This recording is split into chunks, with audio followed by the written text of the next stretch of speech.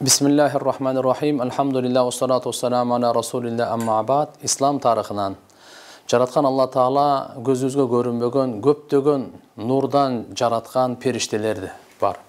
Бүгүнкү күндө ар бир жамгырдын тамчысы менен жана ар бир данда бирден периштелерди Алла Таала дайындап койгон. Бирок белгилүү периштелер бул төртөө. Атактуу белгилүү периштелер төрт периште бар. Жабраил периште, бул Алла Тааланын тарабынан өкүмдөрдү пайгамбарларга жеткирген периште. Исрафил периште ал сур тартат. Бир тартканда бүткүл ааламда талкаланып кыямат болот. Экинчи жол тартканда кайрадан жашоо, жан салынып жашоо башталат. Эсеп китепке. Үчүнчүсү болсо Микаил дейт. Бул бардык адам баласына жана жандыктарга ырыскысына, суу, жамгыр бардыгына жооптуу периште. Төртүнчүсү Малакул Маут деп коет, өлүм периштеси. Буну Азраил деп да айтып коебуз. Ошол төрт периште бардык төртүнчүсү Азраил Малакул Маут бардык жандыктардын жанын алганга дайындалган периште тугандар. Бир фарыз туурасында пайгамбарыбыз саллаллаху алейхи ва саллям айтат: кимде ким ата энесине баш ийсе, Алла Тааланын ыраазычылыгы үчүн, ал үчүн бейиште эки эшик ачылып турат экен.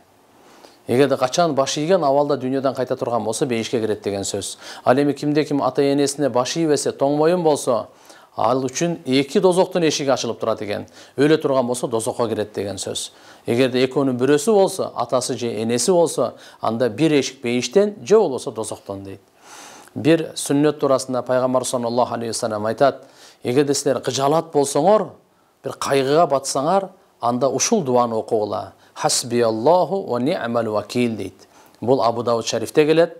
Котормосу: Алла мага жетиштүү жана кандай ал жакшы иштин аягына чыгаруучу, иштин аягын чыгарып, ишти бүтүрүүчү Алла Таала өкүл экен да.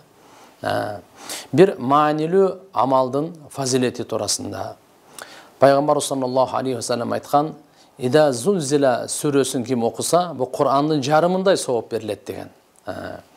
Эми бир ширк, бир ахы күнөө туурасында эң чоң күнөө бул ширк келтирүү экен. Жараткан Алла Таала Кур'анда айтат: Алла Таала эч качан кечирбейт ширк келтиргендерди, ал эми андан башка бардык күнөөлөрдү кечирет. Кимде ким ширк келтирсе Алла Таалага, ал өтө чоң күнөө кылыптыр деп айтат.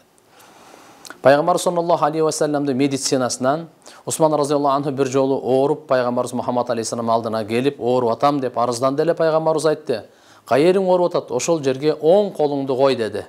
Оң колун койгондо 3 ирет бисмилланы айт деди. Бисмилла, бисмилла, бисмилла.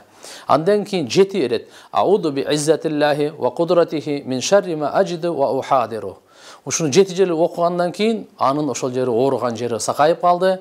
Усман разияллаху анху өзү да ушуну окуп, бала чакасына да ушуну үйрөтүп турду. Пайгамбар саллаллаху алейхи ва саллямдын насаатынан пайгамбарыбыз айтат: "Иннаман а'малу бинният." Бардык амалдар ниетке жараша.